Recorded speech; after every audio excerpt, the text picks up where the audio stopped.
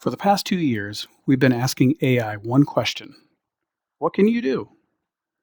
Write this email, summarize that meeting, answer this question, draft this report, build me a spreadsheet, design this slide.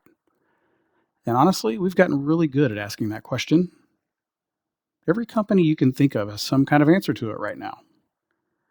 There's a policy, a pilot program, a Teams channel where someone posts the latest AI trick or prompt that they found. We spent 2 years mapping out everything AI can do, but there's a second question sitting right behind it, and a much bigger one, and almost nobody's asking it yet. Who's responsible when it gets something wrong?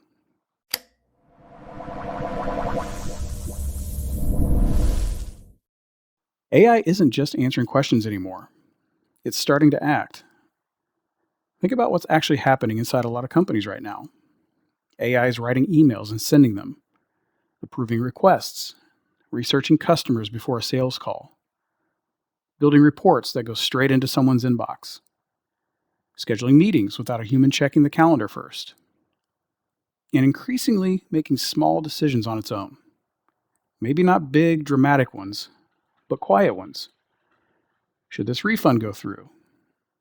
Should this ticket get escalated? Should this email get sent as is or held for review? None of that happened because someone sat there approving every single step. It happened because we set the system up to run, and then understandably, we stopped watching every move that it made. That's not a flaw, by the way. That's the whole point of the technology. If you still had to supervise every action personally, you wouldn't be saving any time at all. But somewhere in that convenience, a quiet question got skipped over. One day, probably sooner than most of us think, an AI system inside a real company is going to make a costly mistake. Not just a typo or a weird chatbot answer that gets screenshotted for laughs. An actual expensive, consequential mistake. A wrong approval. A bad decision sent out under the company's name. And when that happens, the question everyone's going to ask isn't, how did the AI get this wrong? It's going to be, who owns this? Who approved this workflow? Who was supposed to be checking it? Who's accountable for a bad decision that no single human being actually made? Most companies right now don't have a clean answer to that. Not because they're careless, because nobody's really had to answer it yet. Every company that's adopted AI has spent real time and money answering one question. What can it do? But almost none of them have spent equal time answering the second one. Who's accountable for what it did? We've handed out delegation, letting AI take on real tasks, without building matching oversight for those tasks. We're letting it make decisions without ever agreeing clearly on who's supposed to verify those decisions. We've essentially created something that acts like an employee without giving it any of the structure we'd normally require a real employee to work inside. If you hired a new person tomorrow and gave them the ability to approve refunds, send customer emails, and schedule meetings on your behalf, you'd also give them a manager or a review process and clear boundaries on what they can decide alone versus what needs a second set of eyes. But we're not doing that for AI. And not because we're bad at our jobs, because it's happening fast and quietly, one small workflow at a time. So here's the mental model worth holding on to. And two things matter more than the rest. Ownership. A specific person who's actually responsible for a given AI-driven task, not the quote-unquote department in general. And verification. A real working way to check that the task was done correctly before it turns into a problem instead of after. If nobody owns a task, nobody's watching it closely. And if nobody's verifying it, nobody finds out when it went sideways until it's already too late.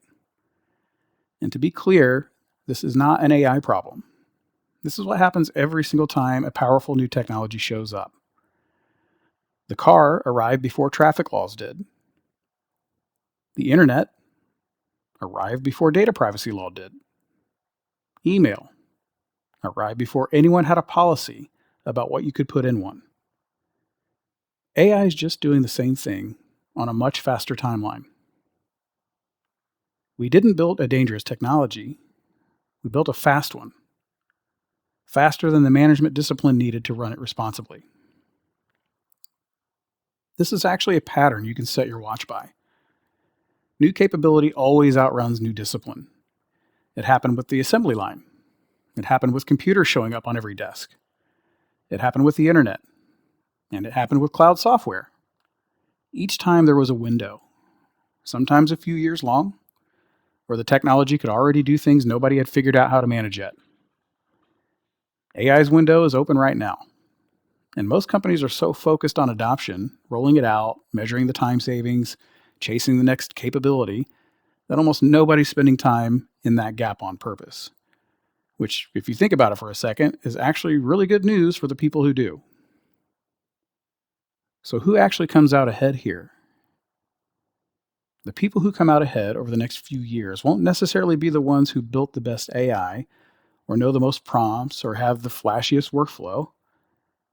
They'll be the people who know how to lead work that's performed by AI. The people who instinctively know how to assign real ownership to a task. Who can look at an automated process and immediately spot the one step that shouldn't run without a human checking it.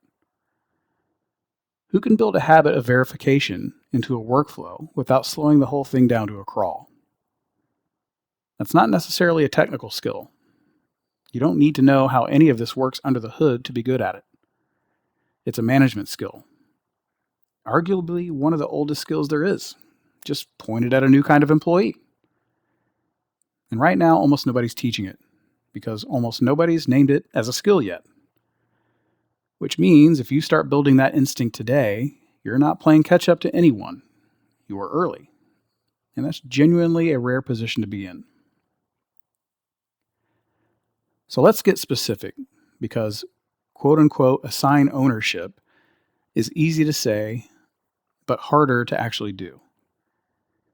If you're the person at your company who's responsible for AI, and increasingly there is one, whether that's in the job title or not, there are 3 things worth having in place. Not eventually, now, while the number of these things running in your environment is still small enough to count. First, an inventory.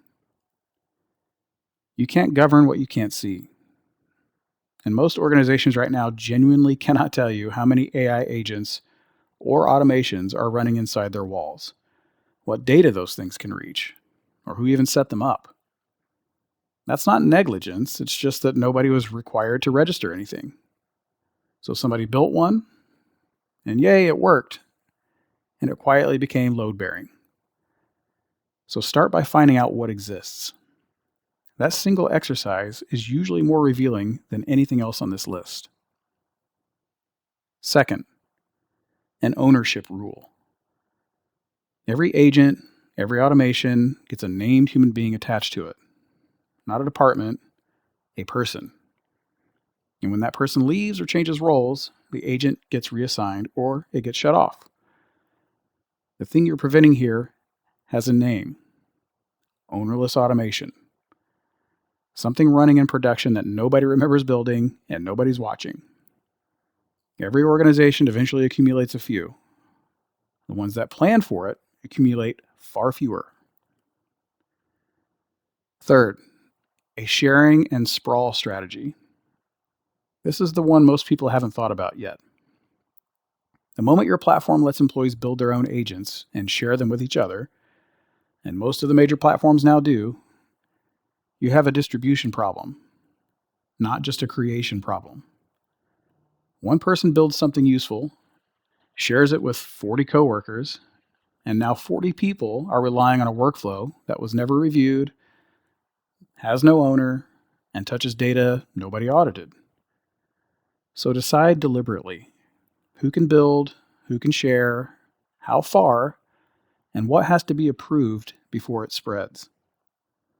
And if you're a Microsoft, and if you're a Microsoft shop, and statistically, a lot of you are, this is exactly the gap the newer agent management tooling is built to close. Registering agents as managed identities, applying consistent policy regardless of who built them, and finding the ownerless ones before they become a problem. But I want to be careful here, because the tooling is not the strategy.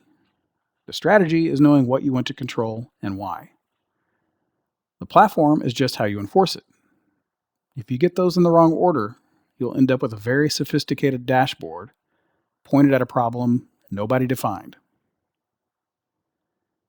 Now, most people watching this don't set company policy, and that's fine. This still applies to you, just at a different altitude.